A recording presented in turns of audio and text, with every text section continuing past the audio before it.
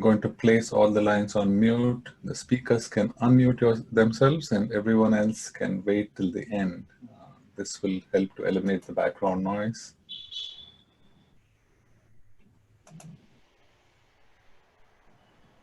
And the speakers, David and Sabra, if you can unmute yourself. Okay, well, good morning to everyone here in Boston. It's 7:30 or so in the morning, and good evening to folks in India. It's about 5 p.m. in the evening. And if you are joining from other parts of the world, good afternoon or whatever time it is for you. It's a pleasure to have you here in this webinar series, which I believe is now the 14th in the series of webinars for VisionAid. And we are very, very pleased to have here with us a speaker who is going to talk to a subject which is very dear to all of us. It's about assistive technology. That's something which we do, and this speaker and this organization has been doing this for a long time. They have a lot of experience, a lot of wisdom, and we would love to hear from them and learn from David. So before we hand off into the event itself, just a couple of logistics announcements. If you have any questions, you can enter the questions into the chat window, and we'll take as many questions as we can. And also at the end of the call, we will unmute the lines and people can ask questions at that point in time. But otherwise, please remain muted to eliminate the background noise. So with that said, I'm going to now request VisionAid Advisory Board member, Dr. Sabra Shah, who is here with us today, and she is a practicing ophthalmologist at the Joslin Clinic, and she's also a faculty member at the Harvard Medical School. So I request Dr. Sabra to introduce our speaker, and then we can get started. Good morning, everybody. Good evening. So glad everybody's here today for this exciting talk. I am pleased to introduce our speaker today, Mr. David Kingsbury. David Kingsbury is an assistive technology instructor at the Carroll Center for the Blind in Newton, Massachusetts. He has worked in his capacity since January of 2015 and did similar work part-time for several years before that. Early 2007, David graduated from Carroll Center's independent program. He is also a first vice president of the Bay State Council of the Blind, the Massachusetts affiliate of the American Council of the Blind. Prior to becoming blind in 2004, David worked in international development as an agriculture economist with geographic focus on sub-Saharan Africa. He lived and worked in Rome for the United Nations from 1996 to 2006, and previously worked for the U.S. Agency for International Development in Zaire. He also served as a Peace Corps volunteer in Senegal and Chad. He is the author of 2 assistive technology-related books. Format Your Word Documents with JAWS and NVDA, a guide for students and professionals, was published in April 2019 by the National Braille Press. When one web browser is not enough, a guide for Windows screen reader users will be published next month by the Carroll Center for the Blind. David, we look forward to your talk. Thank you for coming today. Thank you. Am I unmuted? Yes, we can hear you, David. Oh, okay. Yeah, I wasn't saying muted or unmuted. Let me go over to the presentation itself. Yes, we can see the opening slide of your presentation as well. Yep. Well, thank you very much, and good morning to you all, or good afternoon, or good evening, depending on where you are. It really is a pleasure for me to be here. And I only found out about this series a few weeks ago, and I listened to last Thursday's presentation and found it very interesting. So my topic today is best practices in training blind and visually impaired adults. And I'm going to draw on my experience at the Carroll Center to try to pull out some of those lessons learned. I'm first going to give a little bit of background on the Carroll Center itself. Then I'll talk about what our experience has been training blind and visually impaired adults in assistive technology. And then towards the end, I'm going to attempt to, well, discuss some tentative lessons learned during the COVID crisis. Carroll Center has been closed since about the middle of March. So we have about 3 months of experience in training remotely. And I think we've learned some interesting things. The Carroll Center is slowly starting to reopen, but in terms of technology training, I am pretty sure that I will be training remotely still for a little while. So let me begin again with just a little bit of history on the Carroll Center, as well as a few points about where we are today.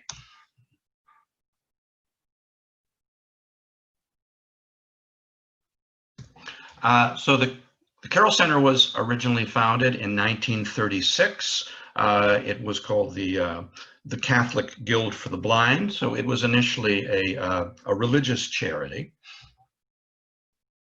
And its first major focus was on assisting blinded veterans from World War II to adjust to vision loss. Shortly after that, the focus became training adults to adjust to vision loss. We train people, of all ages, but that still remains the main focus, adjusting to vision loss for adults. Father Thomas Carroll was the head of what eventually became the Carroll Center from 1946 to 1971. In 1961, he wrote a pioneering book called Blindness, What It Is, What It Does, and How to Live With It. And that was a pioneering book because nobody had really looked that much prior to that at the whole question of adult vision loss and what the impacts were, social impacts, psychological impacts, etc., and how practically you dealt with that, how you trained people to adjust. Father Carroll died in 1971, and the center was named after him shortly after that.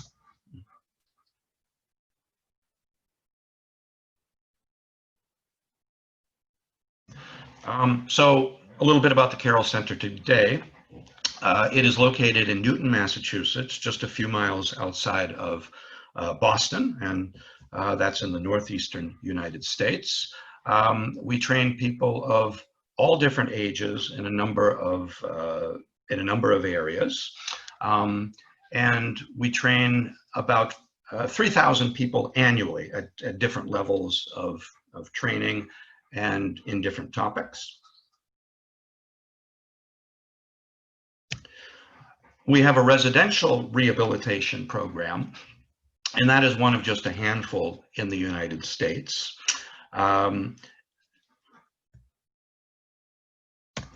Most of our services are funded through contracts with state blindness agencies, the most important one being the one in Massachusetts, the Massachusetts Commission for the Blind. But we also work with a number of other states, New York, other New England states, and states as far away as Oklahoma.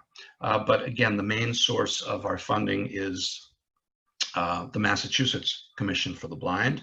We also get funding from fundraising events, from donations, from bequests, and then there are also some private payers.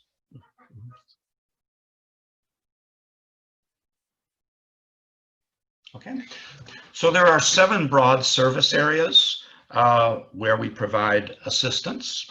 The most important is, I think, rehabilitation or independent living. And when we say independent living, there within that 3 broad areas: orientation and mobility training with the white cane,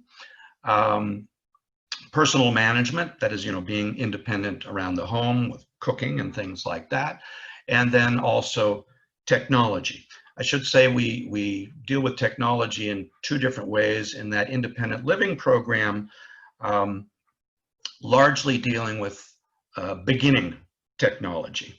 It might be simply typing, learning, getting up to speed in typing, but then also some rudimentary computer tasks. The area where I work is more intensive technology training, but we'll talk about that a little later.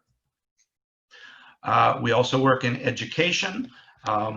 In the state of Massachusetts, we have a number of what are called teachers of the visually impaired, TVIs, who are working directly with students in the public school system, helping them with technology and the like to function in a school setting. Technology is the intensive technology training that I work on, that we'll talk about in more detail. Community outreach. So we have people working on orientation and mobility in the community, as well as working on personal management. Not really technology, other than what I've said about teachers in education. Low vision assistance, helping people to figure out, which low vision aids are the best for them, which ones are best adapted to their vision loss situation. We have a store called the Carroll Store, where various blindness aids, low vision aids, and a number of other things are sold. And finally, we have a program, a web accessibility consulting program, where we advise companies, educational institutions, hospitals, and the like on how to make their websites more accessible.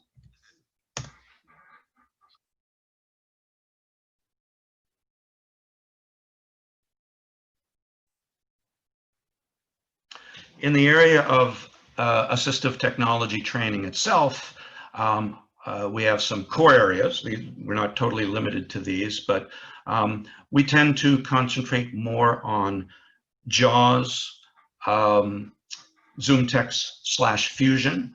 We also teach NVDA, but JAWS is the most demanded of the screen reader programs. That's largely due to our funding situation, because the Massachusetts Commission of the Blind provides many of our clients with computers that are loaded with JAWS. We also, in that JAWS environment, we're working with Windows 10, with Microsoft Office.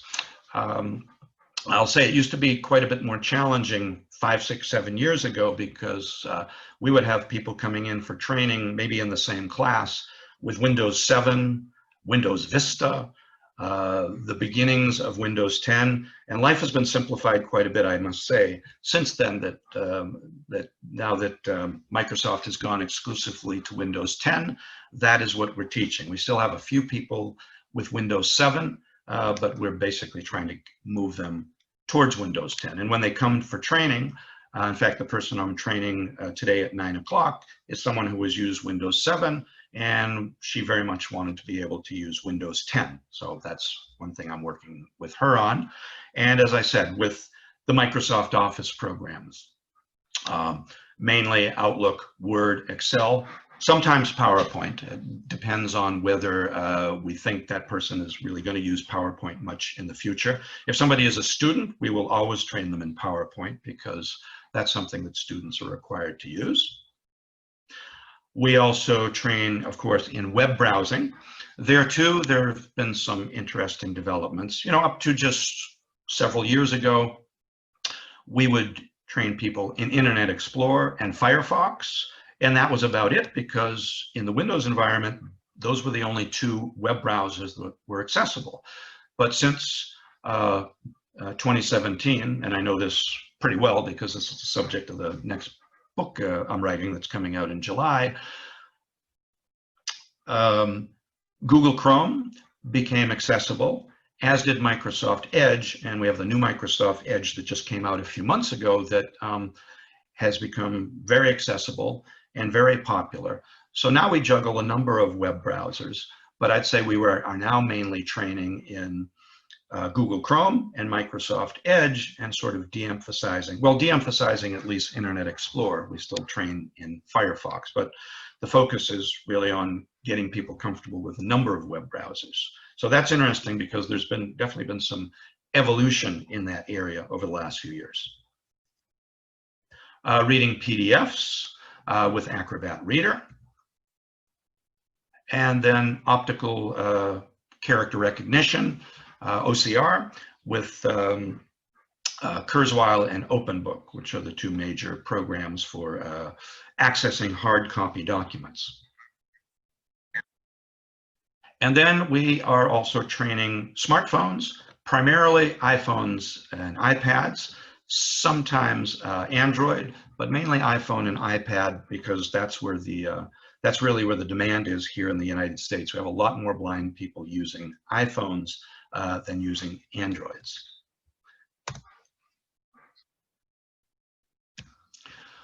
Now we have an array of programs, a way of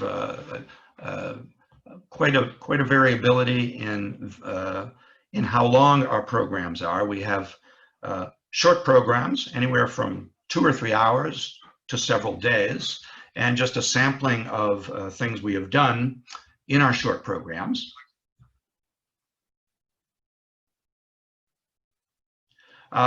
Include using the iPhone and the iPad with VoiceOver. We also do low vision training in that, but mainly with VoiceOver. There too, there's been an interesting evolution of sorts.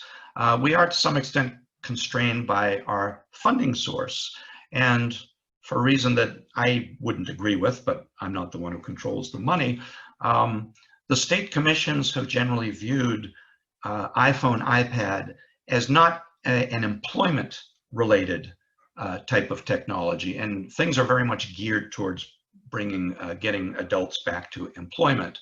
So we had not done, we'd done a limited amount of training with iPhone, iPad, but recently they have released some funding primarily for people who are non-vocationally oriented that allows training in those areas.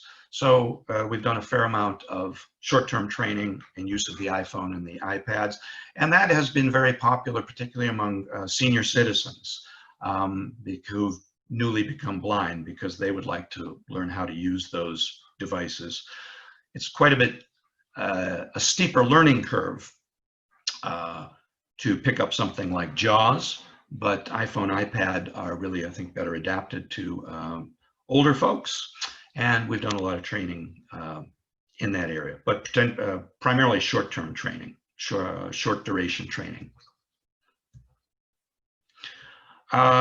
Training in Zoom itself, the platform we're using right now, has also become popular in the last few months. I never had done any Zoom training of people prior to March, but since then I've had, I think, 7 or 8 training sessions of about 3 hours with anywhere from 2 to 5 or 6 people. So just since March, I've done that number of trainings for somewhere in the neighborhood of 25 to 30 people. So that has become quite popular for the obvious reason that everybody's using Zoom these days, and visually impaired people want to pick up that skill too. And I would say that's going to become a core thing that we train everybody in, and that just wasn't the case a number of months ago.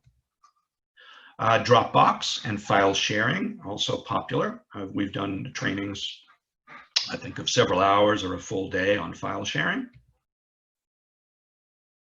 The Google Suite, that is Google Drive, Google Docs, Google Sheets.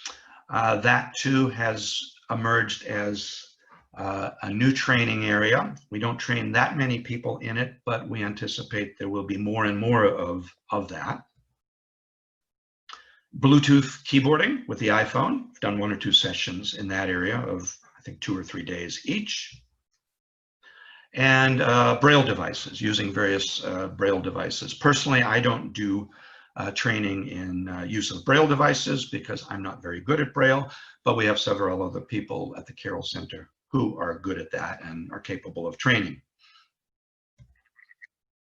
And then finally, we do limited amounts of training at the work site because we find that people who are employed may have, specialized software that is just there in their office, and we will occasionally have one of our trainers go to the work site so they can work with that person right there, making sure that their software is accessible.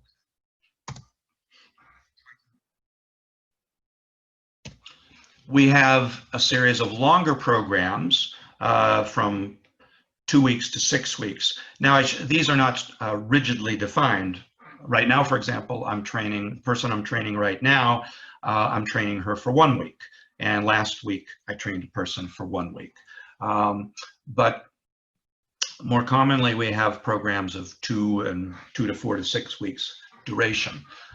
2 weeks intensive computer training will be primarily for people who already have some rudimentary skills, but they are still pretty new to JAWS. So over 2 weeks, we would train them in the basics of using Windows and some of the Office programs, definitely Outlook and Word, maybe Excel, and then also definitely web browsing.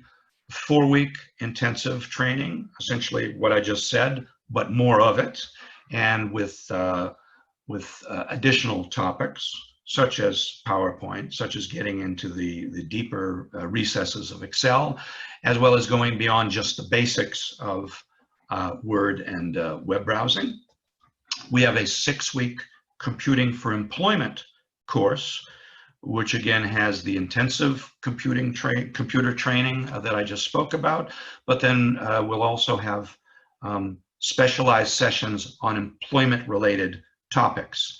We have an employment specialist at the Carroll Center, and she will work with people on employment-related topics such as preparing a resume, strategies for doing interviews, the ins and outs of, when you disclose your disability during the whole interview process, reasonable accommodations that you can ask for. So there we're doing a combination of the computers as well as employment-related topics. They will also go to job fairs, and then some folks have been placed in employment in jobs shortly after the training.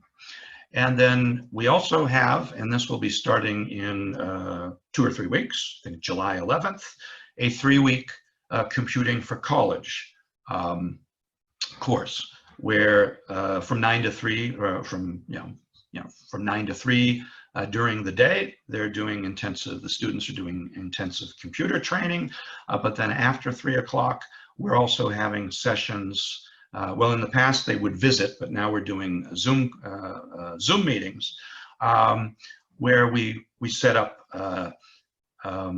presentations by people like college administrators on what to expect at college, how to adjust to it, topics that are related to going to school. Again, this year it's not going to be face-to-face. It's going to be remote learning with Zoom, so that will be an interesting exercise. And I should say, one of the things that I would call a best practice related on everything I just said there was that it's good to offer a variety of training programs on different topics of varying durations of time. Some people are available for just short periods of time, other people longer. Some of the older people who we have trained really can't handle the training for more than 3 hours. They get very tired. So there are just different situations, different informational needs or technical needs, and you really need to cater to that by being flexible in providing a variety of training programs. Okay. The training we do is hands-on. I'm talking essentially prior to the COVID-19 crisis. People would typically come to the center, and we hope they'll be coming back eventually. Some would stay overnight in our residential facilities. Others would commute if they're not too far away from Boston. And we try to do hands-on training. We think it's the best way to absorb the technical knowledge in small groups, sometimes one-on-one, just individual training. But I've never trained a group of more than 4 people in these sessions. So 1 person, 2 persons, 3, no more than 4. It gets a little bit too hard to handle, and you have a lot more interaction with the students the fewer people you have.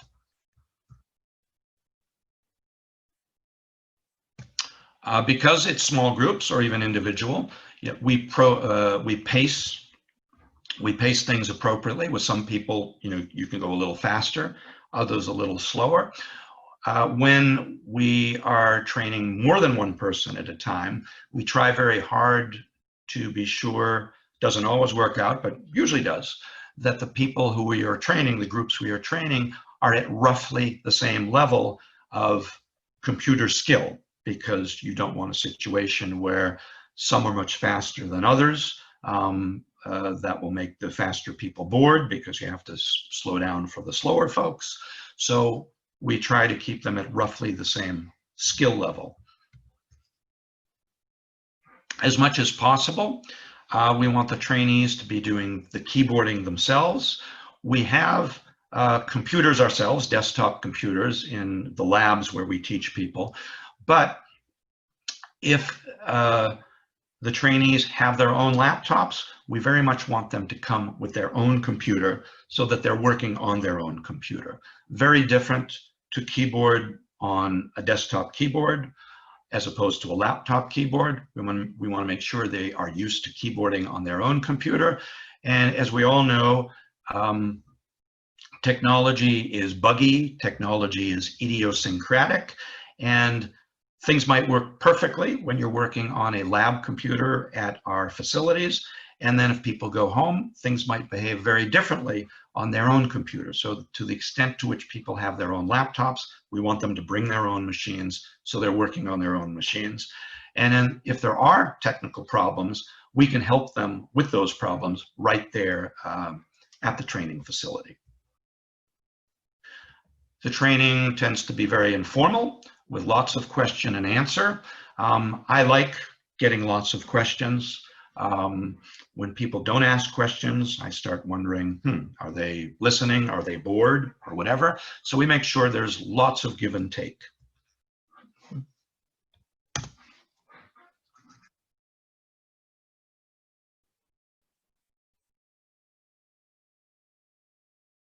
Okay. We stress, we try to clearly identify what we think are core skills that people really should ideally be able to master by the time the training is finished. And we separate those from other skills that we will definitely train people in, but it's more like, okay, maybe you'll need to know how to do this in 2 or 3 months. And if you do, we'll give you reference material for that. So core skills, for example, in JAWS would include things like, changing the voice rate, some of the basic settings, rudimentary text editing, such as cut, copy, paste, selecting, and the like. With ZoomText Fusion in low vision, how to do your magnification settings, your color contrast. I am myself completely blind, so I do not train in the low vision, the ZoomText and the Fusion, but those who do work with people in making sure that they're computer settings are correct for low vision use.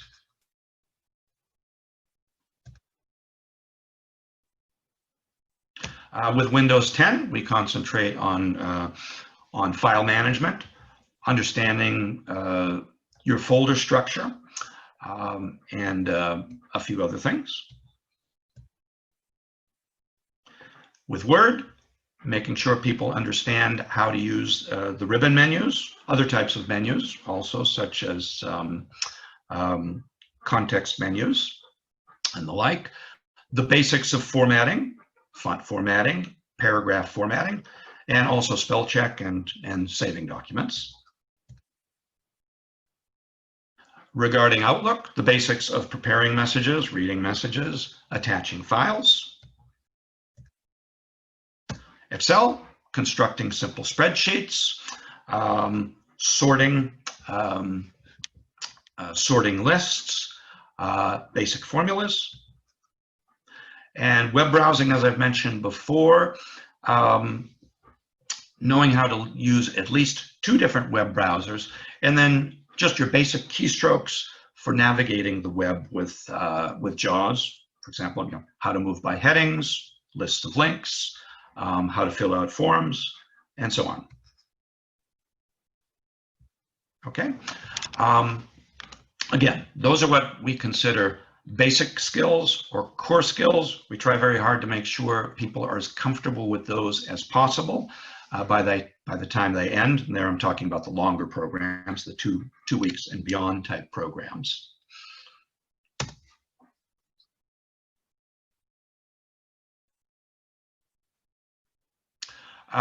Regarding core skills with a smartphone,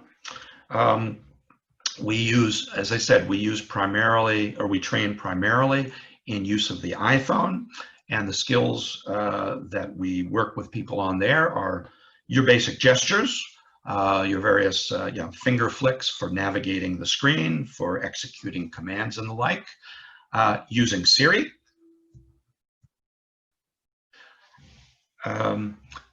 The organization of the home screen, just what is where in terms of the status bar, the main screen, the dock, and how to move around between the different pages. Native apps, the mail app, the telephone itself, of course, messaging and the clock, and then also third-party apps, popular accessible apps in the area of GPS, accessing information on news, and a few other things.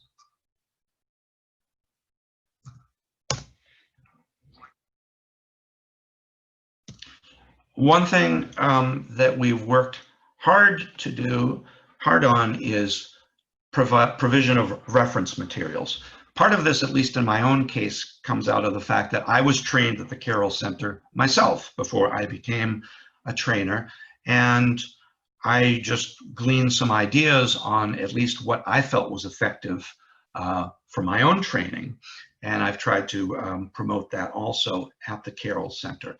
So that includes, among other things, providing a set of audio files to the students so that when they go home, as well as after class, they have material that they can study. So reference materials includes audio files, usually short audio files, 2 to 3 minutes on specific topics. I will number those also so that they're in sort of an order that makes sense. They're not just thrown into a folder alphabetically. Students also supplement the audio files that I give them with audio that they make themselves with a recording device, a Victor Stream, or a small digital recorder.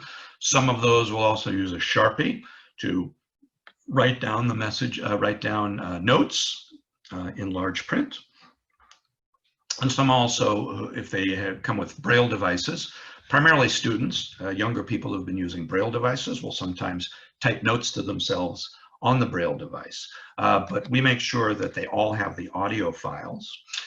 In addition, we are increasingly given written materials or text materials in electronic format. And this has been one of the impetuses of why I decided to write a book, at least on one topic, and that was word formatting, because the audio files are good, but some people learn better by having text in front of them. Text is obviously easier as a reference material if you just want to look up a specific topics. And so we've started to put together more text-based reference materials, and that also includes a recent book on Zoom by one of our other staff members, Heather Thomas. So she came out with a book in, I think it was early May, a little bit more than a month ago, on use of Zoom. And of course, that is a very pertinent topic these days.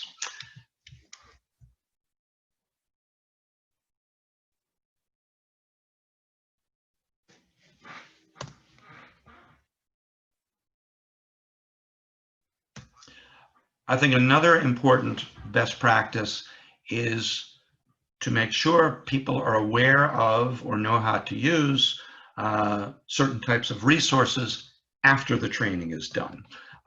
Because, trainers, of course, they can be, looking over people's shoulder during the training, but what happens when the training ends? So we have a number of post-training resources that we let people know about.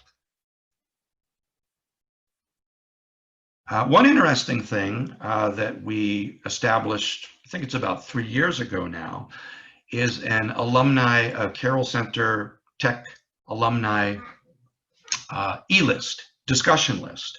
And we have about 120 members now.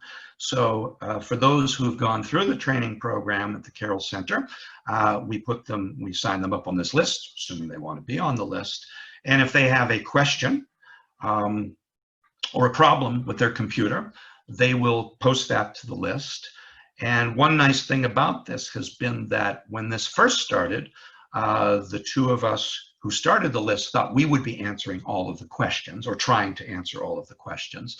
And this has evolved so that most of the questions now are answered by those who graduated from the program. So I will intervene and answer questions now and then, but I am not the only one who does it, nor are the other trainers. So that's been very nice to see how that is developed, and it also keeps people in touch with the Carroll Center. And so that has been quite a success.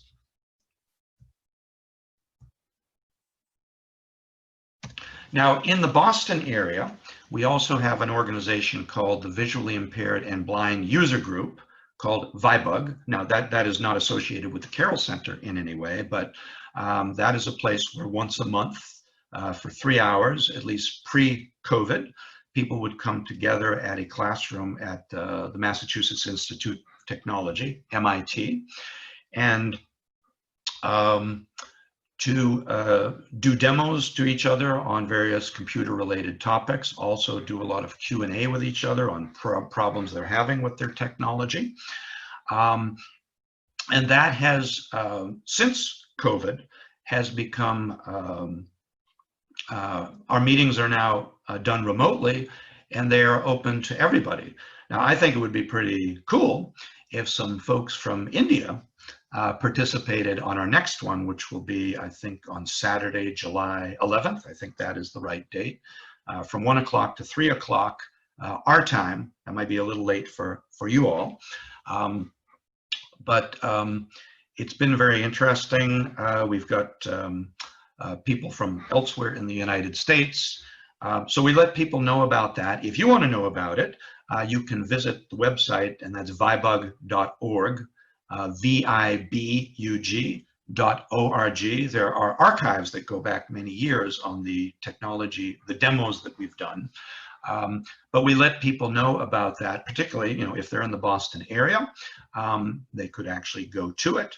But now, because everything is online, we're not really constrained by the geography of where trainees come from. We also make sure that we train people in just use of JAWS help, the substantial help resources that exist in the JAWS program. how to simply conduct a search, like a Google search on a technology question. You can find out an awful lot simply by doing Google searches on a particular question. So there too, the more people can solve their own problems, the better that is in terms of independence going forward. We also let people know about the Microsoft Disability Help Desk that you can call by telephone, and that has emerged as a really excellent resource for people to call if they have a technology problem, particularly sort of a more complicated thing that you might need an IT specialist to fix. A very, very important resource. And there's also a weekly newsletter that we know people about called Top Tech Tidbits. And that really is sort of the main place that I and a number of other people go simply to keep abreast of what's new in technology. So we let people know about the variety of resources, and we hope that we use them, that they use them going forward, because it's not important just to learn about the technology while you're doing the training, but you also have to know how are you going to deal with problems as they arise in the future, and how are you going to keep abreast of new developments in technology, because as we know, technology doesn't stand still.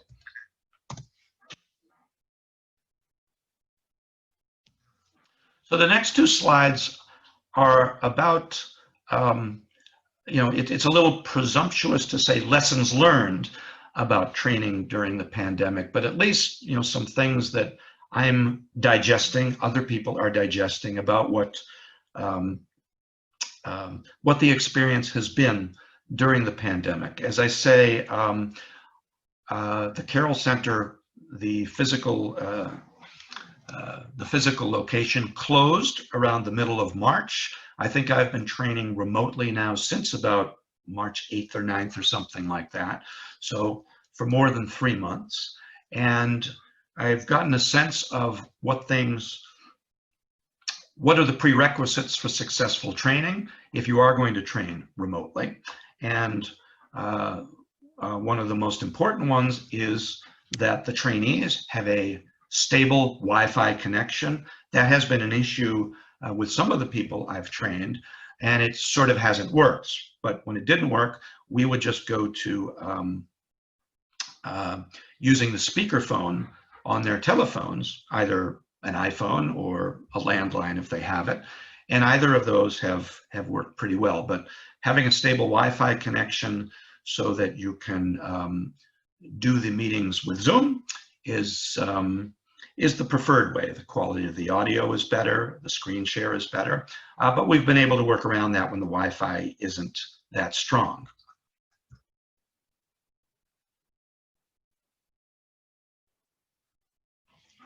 The trainees, they obviously have to have a computer at home, but if they are to use something like Zoom, they have to have a built-in microphone.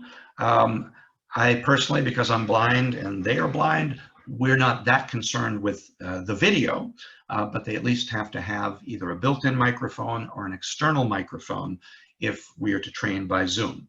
There again, if they don't, we can still use speakerphone, and that works okay. If they're going to use Zoom, of course, they have to have a Zoom account itself.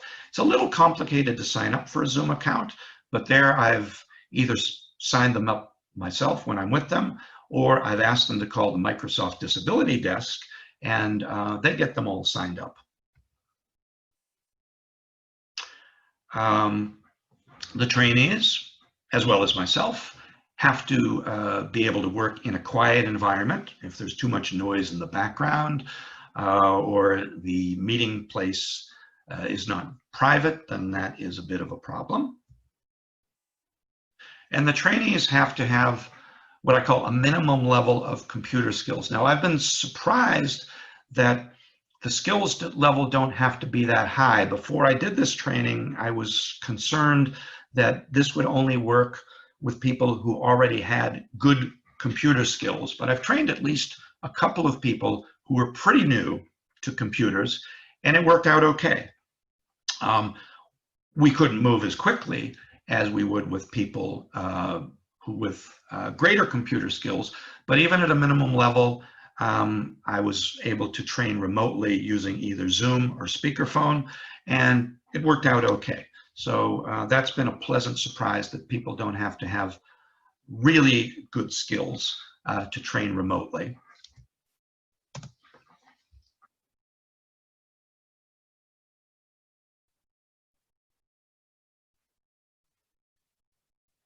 Okay. One thing I've reflected on a little bit is when you're training people, whether it be remotely or in person, what are the actual functions that you do as a trainer in your interaction with the trainees? So, and how can those be substituted in a remote environment? So when I'm training physically at the Carroll Center, I will typically be sitting at a table in a room. The trainee will be maybe sitting next to me or maybe across from the room, and I'm listening to their computer because I'm listening to their jaws speak. And so how do we do that in a remote environment? Well, with Zoom, of course, we have screen share, and you can share the audio, or you have the speakerphone. And so that particular function can be handled remotely, really without any problem. You need to be able to share files with people. I typically prepare, I have a number of training files for people. I have those audio files that I've mentioned. And in a physical environment, I would put that information on a thumb drive. I would hand the thumb drive to the trainee. They would plug that into their USB port, and then they would copy and paste those files onto their computer. Can't do that remotely, but fortunately, we have file sharing programs such as Dropbox or OneDrive or Google Drive. And so I have been sharing the files without any problem using one of those file sharing programs. You also need the ability to, as I say, quote unquote, take over somebody's computer physically. So the trainee in a physical setting might be just having some problems, executing a particular command or what you're asking them to do or what you want to do. For example, you want to download some software from the web or something. That might be a bit too complicated for the trainee at their current skill level.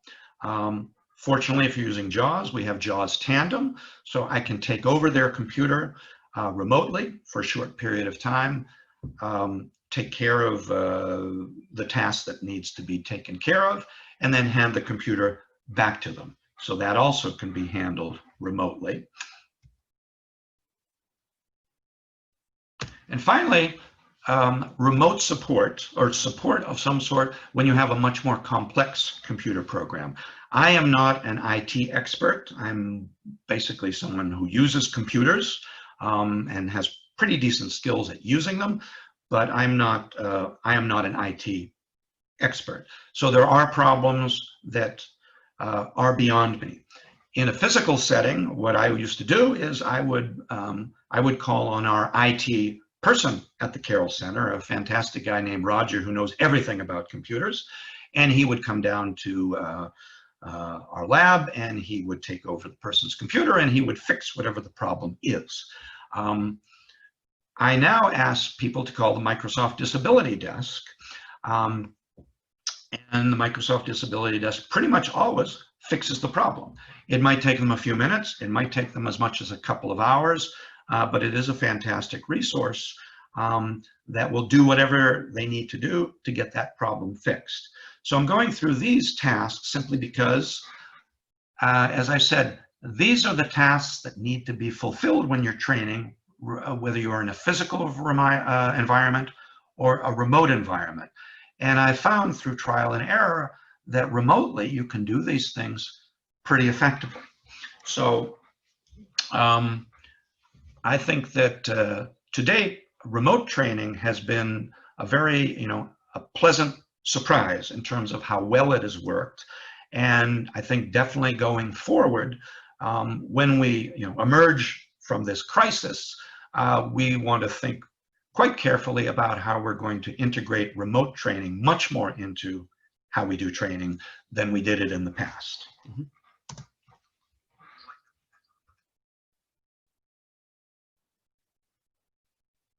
So let me just summarize what I've gleaned from this in terms of best practices, and I'll be very interested when the discussion starts to see what you all think of these, as well as if some of you out there are trainers yourself.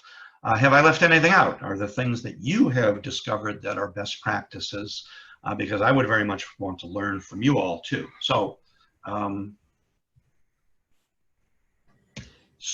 as I said, best practice number one is to provide an array of different training topics at varying durations of time, so you can meet the highly variable needs of the people you are attempting to train. Individual or small group training seems to be the most effective way for people to gain knowledge and to master it. Need to remain flexible, need to adjust your pacing depending on the skills levels of the different trainees, and provide lots of room for question and answer. For me, that interchange is very important. I have, by the way, learned a lot from the questions people have asked. If I don't know the answer, they forced me to go look for it. And then also in that Q&A, I have often discovered new ways of doing things that I didn't know, simply because the trainee came up with the way to do it, or we didn't know what the answer was, and so we worked together to find out what the answer was to that question. A focus on core techniques and skills, letting people know, okay, these are the truly important things that you should master before the training is finished. We have other things that we're training you all on, and it's important you know about those, but you don't have to have them all memorized. You just have to know that if you need them down the road, that you can find out how they are done, using the reference materials that we give you. And as I just said, reference materials in both audio and text format. I'd have to say, again, I think we've done a better job of providing audio materials, but we're increasingly working on text-based materials, hence the writing of books. I'm thinking of writing another one after this one. I'm not sure about it yet, but basically maybe just that core curriculum that I've mentioned above, basically putting down the text on what that core curriculum might be, so people have that information, that reference material, text-based. The importance of making trainees aware of post-training resources, those ones that I mentioned above, the tech discussion list, organizations like Vibug, and then simply places where you can find electronically the information you need. Okay.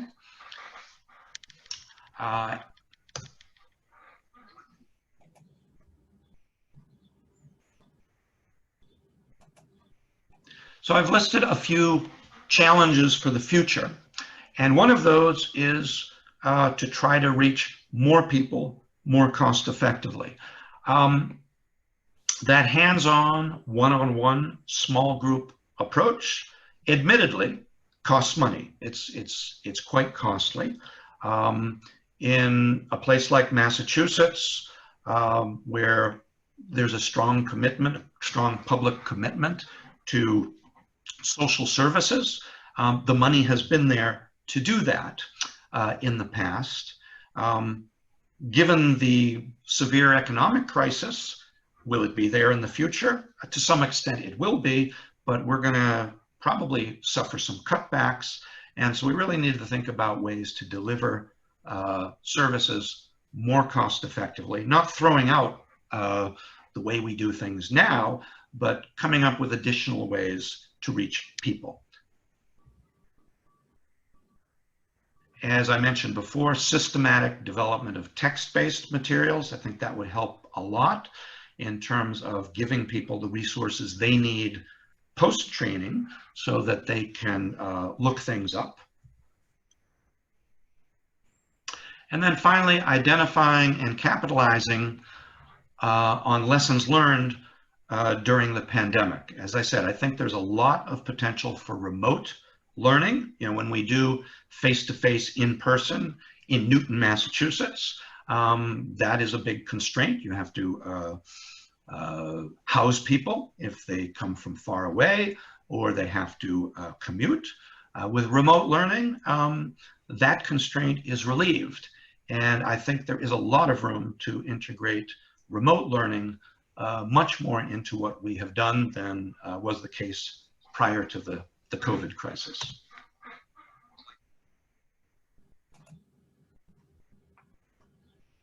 And then finally, I would like to thank you for listening to me, enduring my talk here.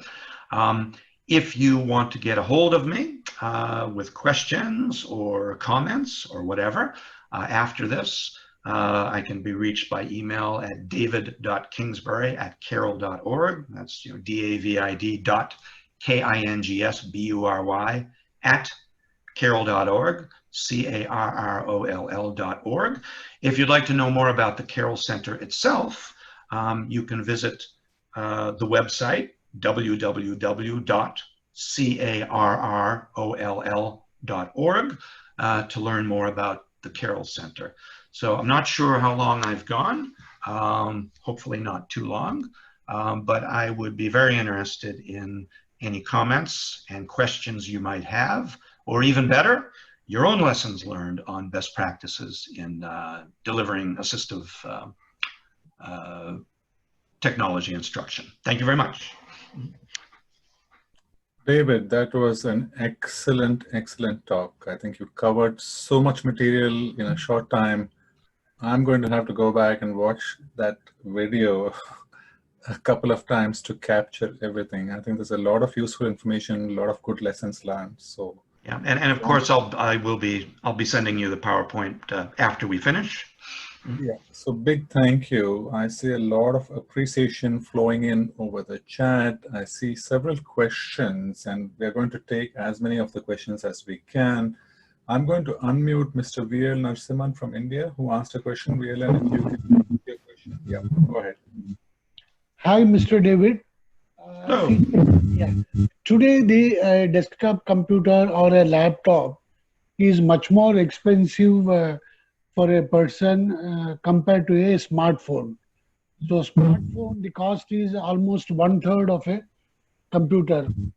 So will that be of substantial help for training purposes? Definitely. I mean, let me admit one thing.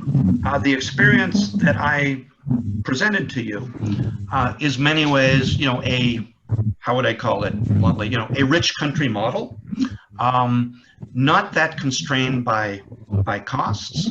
So definitely a desktop computer or a laptop computer loaded with the appropriate software is an expensive proposition. So I think there's definitely a lot of potential for less expensive ways of accessing technology, such as a smartphone. As I said, we primarily train with the iPhone. That's not necessarily the best solution in other situations. Androids, of course, are cheaper. So I think there's a lot of potential there. One reason we stress computers, and particularly with JAWS, is because a lot of the training we do is oriented towards what we call vocational rehabilitation. In other words, people who are looking to go back to work, or they have a job and they want to maintain that job even though they've lost vision. That type of work tends to be, at least in this country, largely computer-based, largely Windows-based, and at least for the moment, when you're talking about assistive technology, JAWS-based, also Microsoft Office based. But is that the best solution for everywhere? Probably not. And again, in terms of cost and purely in terms of software, when we talk about screen reader technology, there are obvious low cost or free alternatives to JAWS, NVDA, and increasingly narrator. We're increasingly training people in NVDA and narrator, but still in the environment I'm working in, JAWS is the dominant screen reader. So definitely lots of potential, as you say, for using these other technologies. But I'm just sort of, for the moment, exposing how things are in Massachusetts. And going forward, in terms of low cost, yeah, I think we are increasingly challenged to come up with alternatives to the model that I have mentioned. Excellent. Thank you so much. Thank you. Thank you. That was a good question. Great answer, David. We have a question from Peru, from Rosario. The question is, could we use WhatsApp to, is WhatsApp easier than Zoom? The experiences or perspective on WhatsApp. WhatsApp. That's actually an app which is quite common in India and other. I mean, it's a mobile app which people use to chat and keep in touch. Well, my experience with WhatsApp is limited in that I have a couple of kids who live overseas. So I talk to them, basically using WhatsApp as a telephone.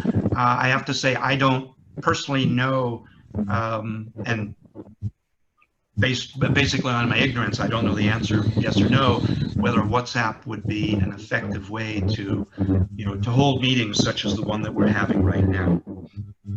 I see. Yeah, and I unmuted Rosario if you have any questions or follow-up comments for that. If I can chime in, this is Lubina.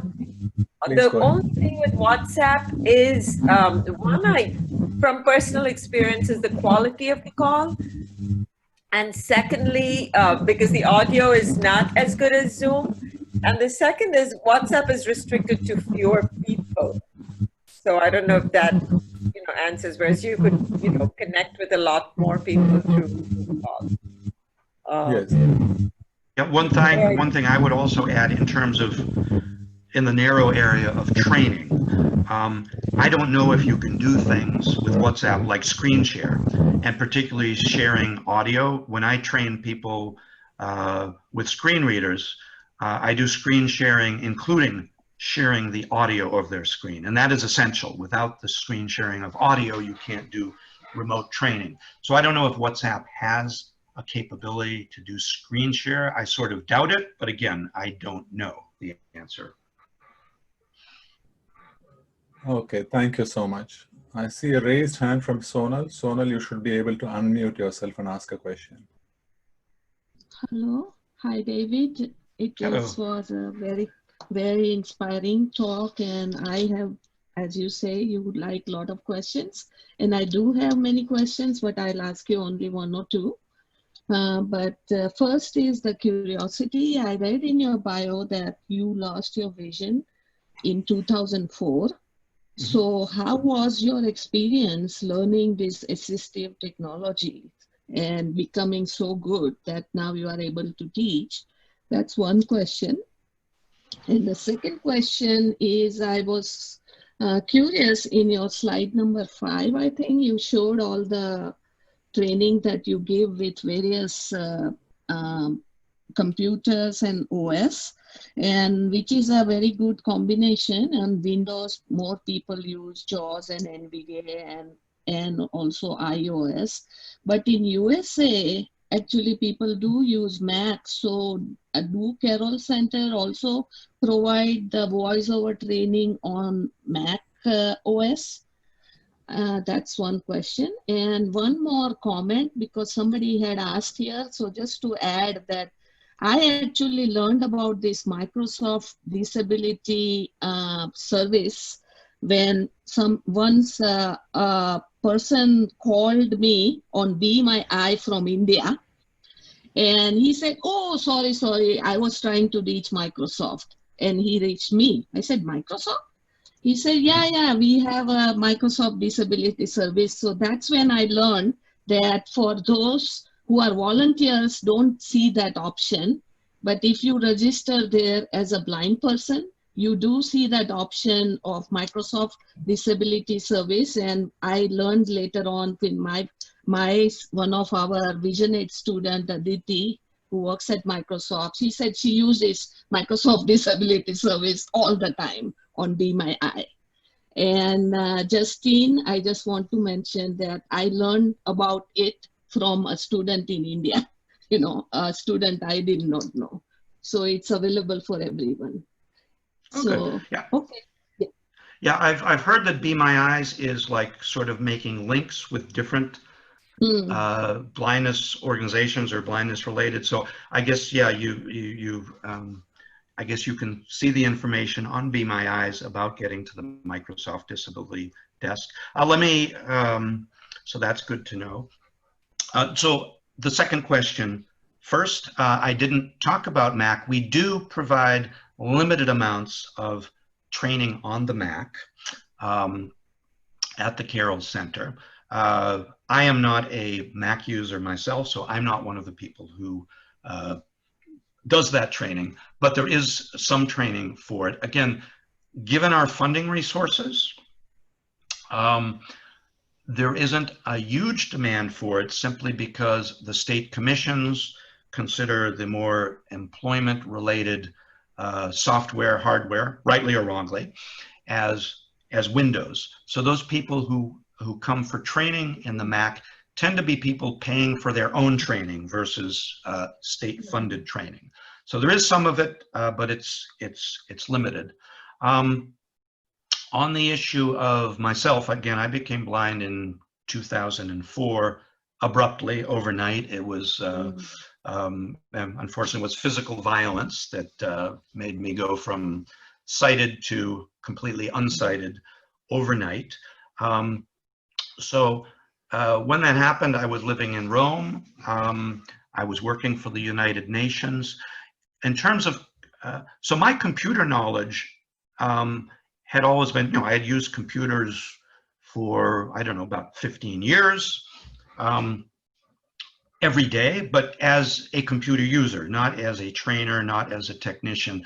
I like to sort of put it that in terms of computer use, if it's like a car, I'm a chauffeur. I know how to get from point A to point B, but I am not a mechanic. I do not know how to, fix the engine or any of that type of stuff. So I was a computer user, quite comfortable, at least at my own level, in using the Microsoft Office products, Windows, etc. And when I suddenly became blind, I felt I needed to keep up those skills. I needed to learn that stuff. So I actually, to some extent, I was still in Italy, I self-taught myself JAWS to the extent to which I could. I came back to the United States permanently 3 years later and started receiving training at the Carroll Center where, I learned a lot more things that I was not previously able to do. I could ask people questions and learn how to do it. And over time, it emerged that, I felt pretty comfortable explaining how to use computers to other blind friends. And it interested me. I started volunteering, doing computer training. I eventually got work part-time, and then I eventually got work full-time. So the answer is I was comfortable with this type of technology prior to becoming blind, but I don't have, I do not have any formal, educational training as like an IT expert or in pedagogy or anything like that. What I've picked up first by having to learn it for myself, and then, becoming a trainer and just learning more and more as I've trained. I've learned a ton of new things as a trainer that I probably never would have learned if I was just someone using the computer. So that's sort of hopefully an answer to to that question. Yeah, thank you very much. It was quite inspiring that everyone should know computer. Thank you. Thank you so much, Sonal. Thanks. I see a couple of other questions. I see a question from Debashish. You can unmute yourself and ask your question, Debashish.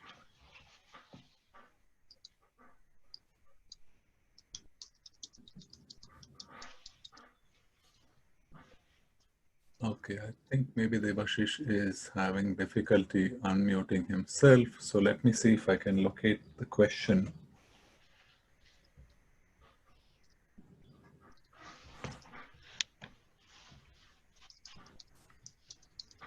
I saw it's over in the chat. Let me find it. David, I have a question. This is Sabera Shah. You were very familiar with the computer before you went blind. If somebody has no computer knowledge, how difficult it is to use these apps? Well, I would say if people don't have prior computer knowledge, I think the biggest hurdle is just typing, learning how to type. One of the previous questioners asked about, iPhone, iPad. One of the big advantages of iPhone, iPad is you don't need to know how to type. Or, I mean, yeah, you might have to need, type a little bit into edit fields and the like, but for most of what you do, it's just moving your fingers around and so on. It's one reason why senior citizens, older people, that technology, iPhone, iPad, is really much more adaptable to them than learning how to keyboard. So, I think, the advantage to having had previous computer skill, one is very big one, if you already sort of know how to type, that's important.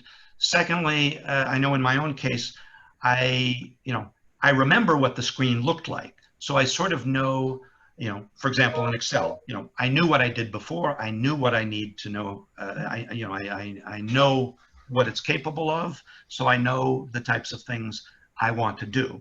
And somebody learning from scratch, of course, they've got to learn all of that from scratch. But if you take away the typing skills, I think as long as you explain to people what it is, and it's something they feel a need for, web browsing. Everybody wants to be able to browse the web to keep up with what's going on in the world. Most people want to be able to email. So I don't think that is so difficult. I think the more difficult thing is just keyboarding, being able to type. Thank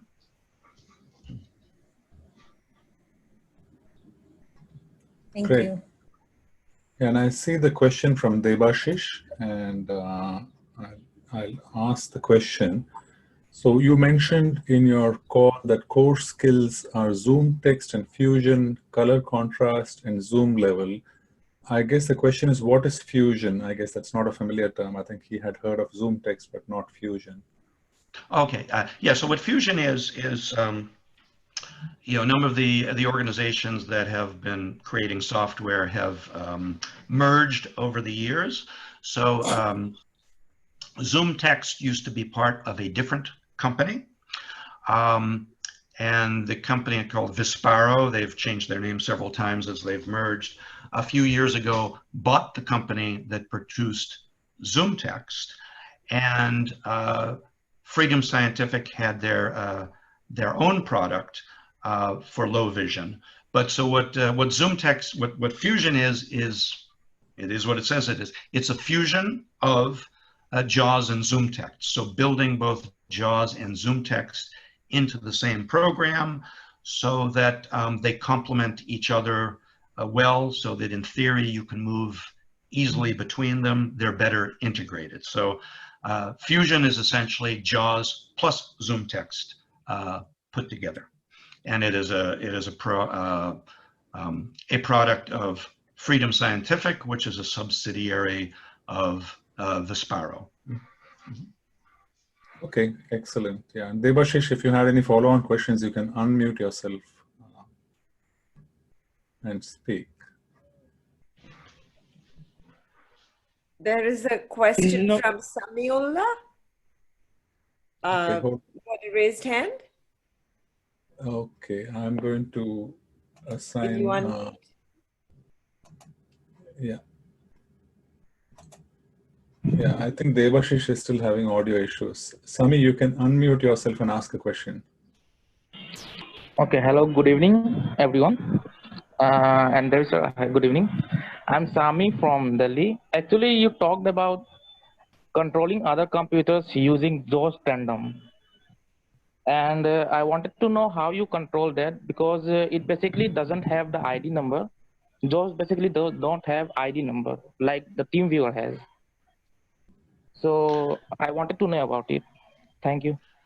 Okay, well, JAWS, briefly how JAWS Tandem works. Of course, both the trainer and the trainee have to have JAWS installed on their computer. But first, myself as the trainer, I go into the JAWS menus in the utilities, and there is a place in there where I can receive a code, 7-digit code, and then I tell the trainee what that code is. From their side, they hit a keystroke. Quickie keystroke is Insert Alt T, and when they hit that, that puts them in an edit field where they can type in the code.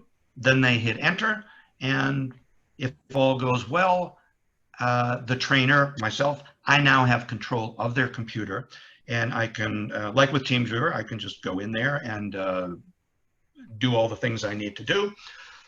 And then when I'm done, either I or the trainee can turn off the JAWS Tandem.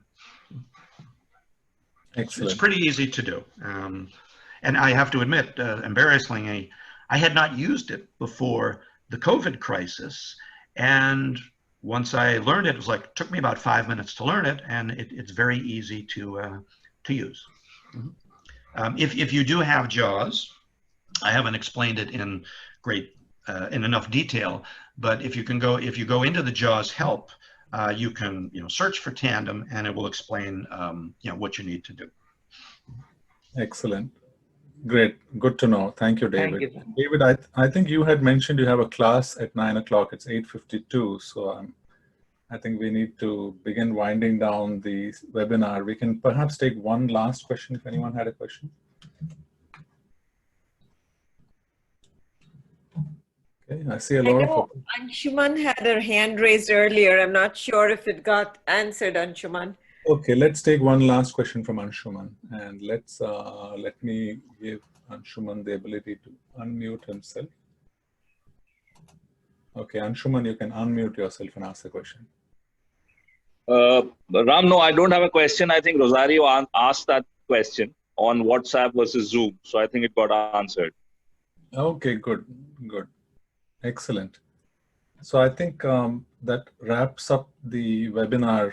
I think most of the questions or all the questions have been answered. So once again, David, on behalf of all of us at VisionAid and many people who are not from VisionAid and on the webinar as our guests from other organizations, other countries, big thank you to you for taking time to join us and share your perspectives, share your experiences. We hold the Carroll Center in high regard, and you've done amazing work there. So thanks for taking time to join us and share your perspectives with us. Okay. Well, thank you very much for having me. My only regret is that I didn't know about this series earlier myself, but I know you have the archive, so I'm going to listen to some of those. But again, it's been a pleasure, and thank you very much for listening to me and for your questions. And well, have a good rest of the day or rest of the evening, depending on where you are. Thank you. Thank you so much. Thank you.